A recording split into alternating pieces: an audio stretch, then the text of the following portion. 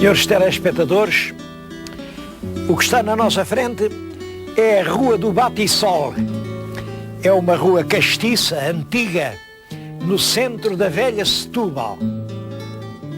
E eu vim a Setúbal por uma razão que o senhor telespectador vai perceber já. Eu peço-lhe que leia aquela lápide que está aqui nesta casinha que fica junto de nós.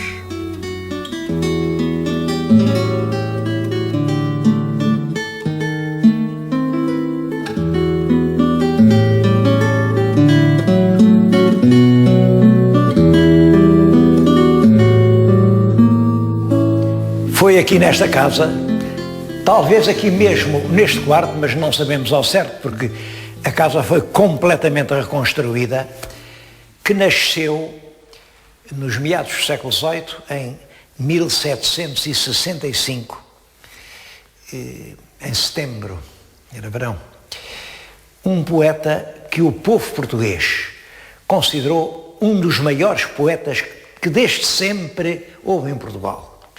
E que os sábios, os eruditos, enfim, hesitam muito e cada um diz sua coisa, não estão de acordo quanto ao merecimento do poeta. O nome dele, já sabem, é o Bocage, e é do Bocage que eu lhes vou falar. Há vários retratos do Bocage. Vou começar por referir dois retratos do Bocage. Um é feito por um inglês, o Beckford. Beckford vem a Portugal quando Bocage já era um homem e conhece-o. E Beckford é um grande escritor, aliás ele próprio é um memorialista notável, e alguém lhe apresentou o Bocage. Vou-lhes dizer como é que o inglês viu o Bocage. Descreve-o nestes termos: um pálido, esquisito mancebo, o Sr. Manuel Maria, a criatura mais extravagante, mas porventura a mais sui generis que Deus formou. Aconteceu estar este mancebo num dos dias de bom humor e de excentricidade, o que, como o sol no inverno, vem quando menos se espera.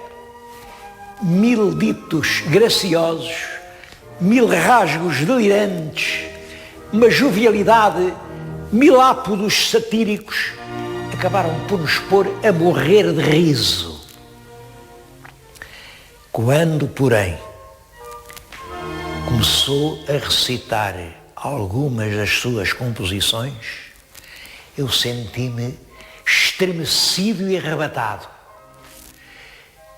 Pode, com verdade, dizer-se que aquele estranho e versátil caráter tem o verdadeiro segredo de encantar. Um segredo que anima ou petrifica todo um auditório. Depois o Beckford continua a conversa, porque ele ficou realmente assombrado perante do gênio daquele rapaz, mas o rapaz diz: parece que o senhor está admirado. É que vocês ingleses não sabem nada do que se passa cá em Portugal. Para vocês ingleses há só o Camões, e o Camões que vocês conhecem só fez as Lusíadas. Estão tão enganados. Camões fez muito mais do que os Lusíadas. Olhem, eu agora vou-lhe dizer um soneto do Camões, um soneto. Só esse soneto vale metade dos Lusíadas. Bom, e recitou o famosíssimo soneto, realmente, que Camões fez em Sintra, que é a formosura desta fresca serra, a sombra dos verdes castanheiros, o manso caminhar destes ribeiros, de onde toda a tristeza se desterra, etc, etc. Mas eu disse que ia descrever dois retratos. O primeiro é do inglês e o segundo é dele próprio, Bocage. Este é um soneto que ele fez, descrevendo-se a si mesmo. Tem algumas frases que não são simples e que eu vou explicar. Por exemplo, logo na segunda quadra do soneto, ele diz que bebe por níveas mãos. Níveas mãos são mãos brancas, claro. Por taça escura Taça escura é uma taça venenosa. De zelos infernais, letal veneno. Bom, isto é lá em linguagem dos poetas do tempo, é extremamente ciumento. O letal veneno é o ciúme. Também depois, num terceto, ele diz devoto e incensador de 1000 deidades. Deidades quer dizer divindades, portanto, de 1000 deusas. O retrato que ele faz é o seguinte: magro, de olhos azuis, carão moreno, bem servido de pés, mião na altura, triste na fachada e o mesmo na figura, nariz alto no meio e não pequeno, incapaz de assistir num só terreno e mais propenso ao furor do que à ternura, bebendo em níveas mãos, por taça escura de zelos infernais, letal veneno, devoto incensador de 1000 deidades, digo, moças 1000, num só momento, e somente no altar amando os frades, eis bocage, em quem luz algum talento, saíram dele mesmo estas verdades, num dia em que se achou mais pachorrento. Este é um dos mais famosos poemas de Bocage e penso que não está muito longe da verdade.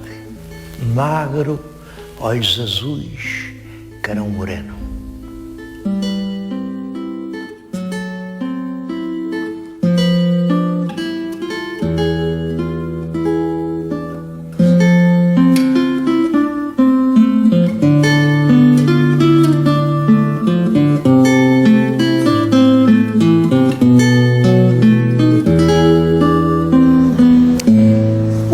E a grandeza da figura de Bocage estão em grande parte na época em que ele nasceu. Nasce ainda antes da Revolução Francesa, mas é um período de transformação profunda. Ele próprio é filho de uma senhora francesa e de uma francesa culta, literata, tem uma tia poetisa e feminista já para a frentex. O pai é um velho e pachorrento magistrado português, enfim, todo ligado aos antigamentos. É o Sr. Soares Barbosa, que ele não foi longe, também fazia uns versos que não prestavam para nada. A mãe morreu quando ele tinha 10 anos e o pai pô-lo aqui num quartel, que havia aqui quase diante de casa. O edifício ainda existe. Olha, ele entrou no quartel por aquela porta aos 14 anos.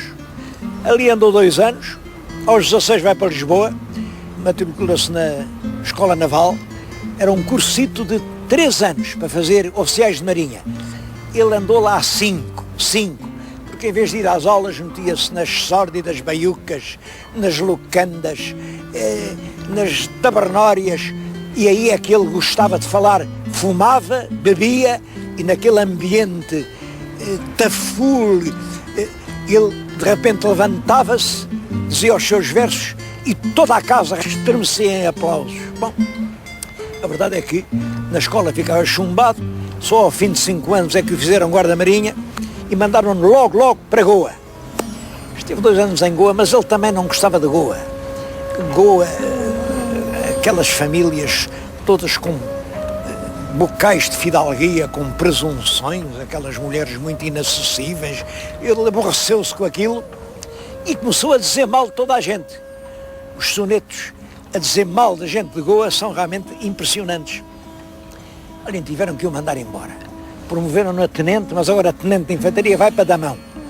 Chegou a Damão e ainda era pior. E ele fugiu de Damão, desertou.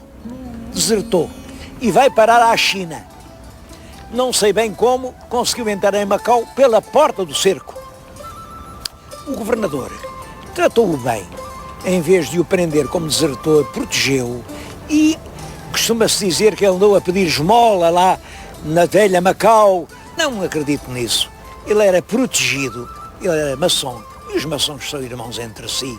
Já lhe deram dinheiro para voltar para Lisboa. Voltar a Lisboa, Nessa altura é um rapaz, tem 25 anos, mas é claro, já não pode ser militar porque desertou, não tem emprego, mas é nessa altura, aos 25 anos, que começa realmente a fase mais surpreendente da vida do nosso poeta.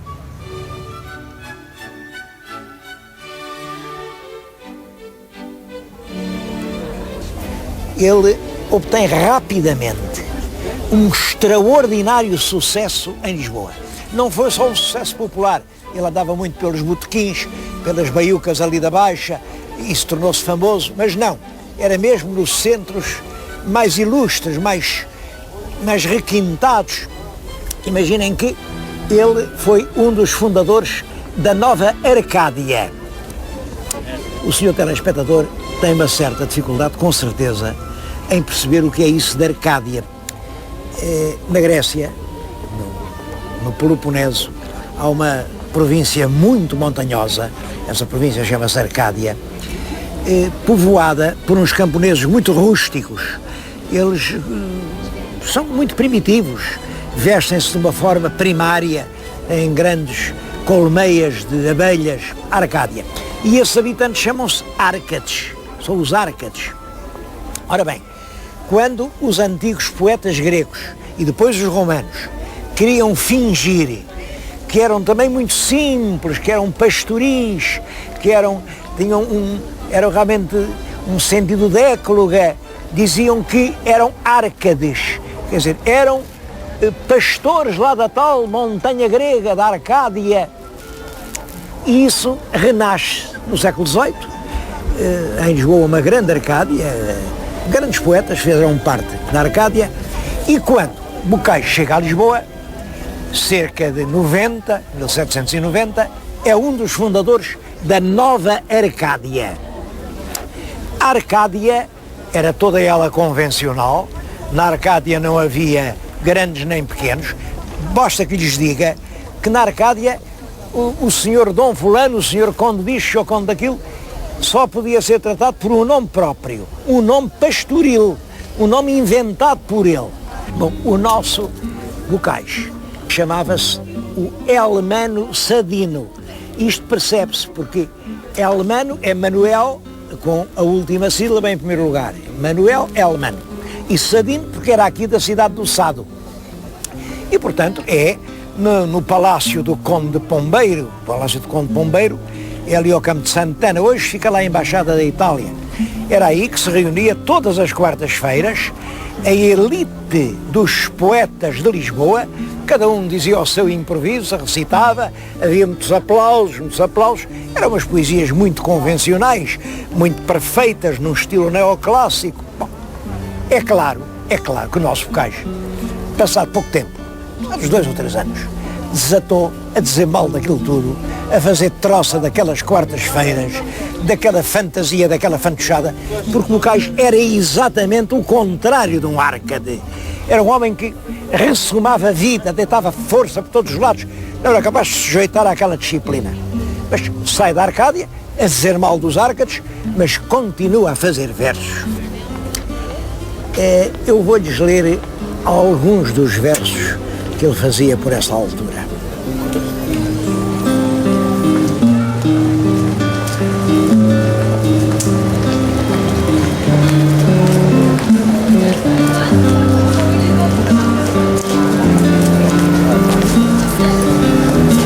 Começo por um soneto que eu penso que ele fez a algum dos companheiros da academia. E algum companheiro muito fidalgo, visto que era uma pessoa que criticava os versos dos outros, mas ele próprio não sabia nem ler nem escrever. É preciso perceber isto porque o último verso do soneto, como verão, diz: com tinta faças o sinal da cruz. É que quem não sabia pôr o nome, terminava um documento pondo o sinal da cruz. Os analfabetos faziam o sinal da cruz. Esta pessoa tinha dito mal de umas décimas, uns versos de 10 sílabas, feitos pelo Bocage. Tinha dito que as décimas não estavam certas. Bom, e Bocage responde-lhe com este soneto: cara de réu, com fumos de juiz, figura de presépio ou de entremês, malaja quem te sofre ou quem te fez, já que mordeste as 10º que eu fiz. Hei de pôr-te na testa um T com giz, por mais pinotes que tu dês, e depois, com 2 murros ou com 3, acabrunhar-te os queixos e o nariz. Quem da cachola vem, te inflama gás, e a abocanhar sílabas te induz, ó dos brutos e alarves capataz. Não sabes o ABC, pobre lapuz, e pasmo que, sendo um satanás, com tinta faças o sinal da cruz. Como calculam, quem fazia versos assim arranjava muitos inimigos, muitos inimigos. Aquela casa em que Bocage nasceu, hoje já não apresenta nem de longe o que podia ser um pequeno lar burguês nos meados do século XVIII. Mas esta em que estou a falar agora é uma casa que já existia no tempo de Bocage. É uma casa que quase com certeza ele conheceu. Este é o chamado Corpo Santo. É uma confraria dos pescadores aqui da região de Setúbal. Bom, sabem o que era o Corpo Santo?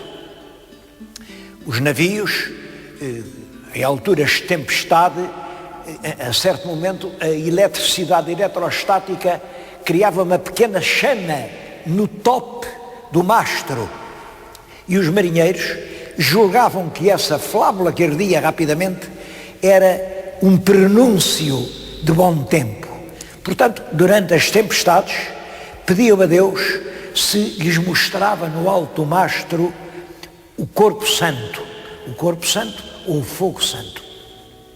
Isto liga-se com o próprio Bocage. Como sabem, Bocage foi marinheiro, fez uma longa viagem até à Índia. A certa altura houve uma tempestade pavorosa, o navio parece que se afundava, e ele escreveu um soneto a pedir a Deus que o salvasse. O último terceto, que se refere exatamente ao tal Corpo Santo. Ele dirige-se a Deus: às densas trevas despedaça o manto, faz, em sinal da próxima bonança, brilhar no etéreo topo o lume santo. Ora bem, eu estou exatamente a falar-lhes na Casa do Lume Santo. Hoje isto é um museu, tem à volta uma série de azulejos que representam os ideais de vida, de uma vida fútil, de uma vida alegre, de uma vida de bailados e de folguedos e de ilusões pastoris, uma vida de poetas melancólicos, uma vida imaginada para esconder a verdade dramática, trabalhosa, em que o povo vivia mergulhado. Mas é este o mundo que Bocage aprende e que os seus versos refletem. Vou-lhes ler um soneto que é bonito e que é muito típico de toda a poesia bocagiana. É o soneto em que ele apresenta ao leitor os seus próprios versos. É o primeiro livro que ele publica. Ele só publica versos já depois de regressar da sua grande viagem ao Oriente em 1791. 91, reparem. Mas ele apresenta os seus versos com estas palavras: chorosos versos meus, desentoados, sem arte, sem beleza e sem brandura, urdidos pela mão da desventura, pela vassa tristeza envenenados. Vede a luz, não busqueis desesperados no mudo esquecimento a sepultura. Se os ditosos os lerem sem ternura, ler-vos-ão com ternura os desgraçados. não vos inspire, ó versos, cobardia, de sátiras mordazes, furor louco, de maldizente voz a tirania. Desculpa tendes, se valeis tão pouco, que não pode cantar com melodia um peito de gemer cansado e rouco.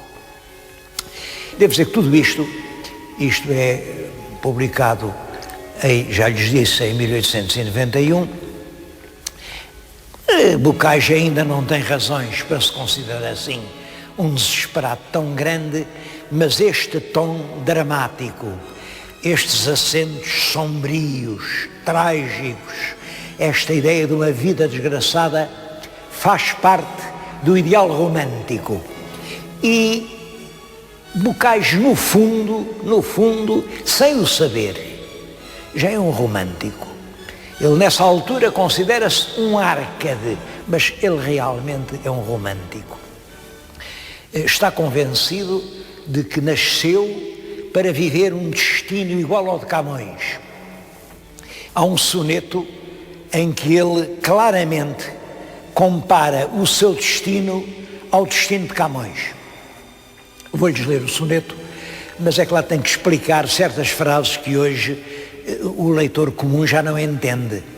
Logo na primeira quadra, ele quando diz arrostar com o sacrílego gigante, quer dizer enfrentar as fúrias do oceano. O soneto é o seguinte: Camões, grande Camões, quão semelhante acho teu fado ao meu quando escutejo. Igual causa nos fez, perdendo o Tejo, arrostar com o sacrílego gigante. Como tu, junto ao Ganges sussurrante, da penúria cruel no horror me vejo. Como tu, gosto os vãos que em vão desejo, também carpindo estou, saudoso amante. Ludíbrio, como tu, da sorte dura, meu fim demando ao céu, pela certeza de que só terei paz na sepultura. Modelo meu tu és, mas ó tristeza, se te imito nos transes da aventura, não te imito nos dons da natureza. Eu não estou convencido que o Bocage fosse muito sincero neste último verso. Não te imito nos dons da natureza, porque realmente Bocage considerava-se, de certo modo, um segundo Camões. Julgava que sim, que o imitava nos dons da natureza. E até certo ponto isso foi verdade, é claro, salvas as dimensões entre um poeta, enfim, como Camões, que realmente tem uma dimensão gigantesca, e um poeta do momento dramático da vida. É quando no mundo, na nossa civilização ocidental, acaba o velho regime aristocrático, fidalgo, elitista, seletivo, muito aprimorado, muito sobrecasaca, e vem a torrente do mundo burguês, com o romantismo, com tudo é possível, com tudo se pode dizer, e acaba aquela poesia seleta com o pudor do sentimento, com as palavras comedidas, com as frases copiadas da antiguidade clássica, e vem em vez disso a torrente tumultuosa dos sentimentos ardentes, das confissões sentimentais, dos amores em que tudo se confessa, tudo até às vezes o inconfessável.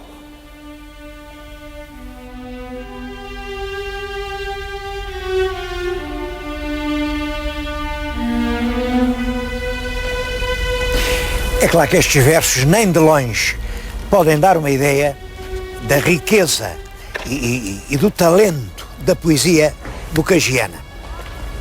Eu estou agora a dizer-lhes isto diante de um convento, o Convento de Jesus. Estou convencido que Bocage nunca entrou neste convento. Era um convento de freiras clarissas, portanto franciscanas, e eram umas freiras rigorosas, eram consideradas muito inacessíveis à ternura dos poetas. Ele fez versos, sim, foi às freiras dominicanas ali do convento de São João. Também não eram assim, pessoas fáceis, mas em todo caso, pelo menos, ouviam os versos dos poetas. Aqui ele nunca entrou. E eu também não entro para não ver a miséria do estado em que aquilo está. Isto é um dos principais monumentos nacionais portugueses. É uma vergonha para todos nós, que há tantos anos isto esteja assim. Se não lhe acodem, cai. Estava aí um letreiro a dizer, está já a empreitada feita, custou não sei quantos contos, agora até o letreiro tiraram, não sei porquê. Quer dizer, não pensam fazer as obras. Neste momento, apetecia-me ser uma espécie de Bocage para fazer o poema que esta miséria merecia. Bem, mas não sou, e é do Bocage que estou a falar. Gostaria de poder explicar-lhes por que razão ele é ainda hoje, nos meios populares, o mais famoso de todos os poetas portugueses.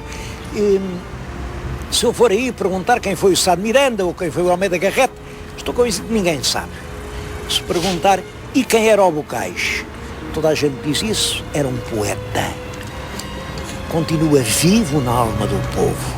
E isso é justo, porque a Bocage, independentemente da beleza dos versos que fez, dos aplausos espontâneos que despertou, deve-se-lhe isto. Foi ele quem transportou a poesia da intimidade dos salões aristocráticos para a rua, para as baiucas, para os botequins, para toda a gente. Bocage ficou para sempre o poeta do povo. Talvez por isso seja o mais popular de todos os poetas.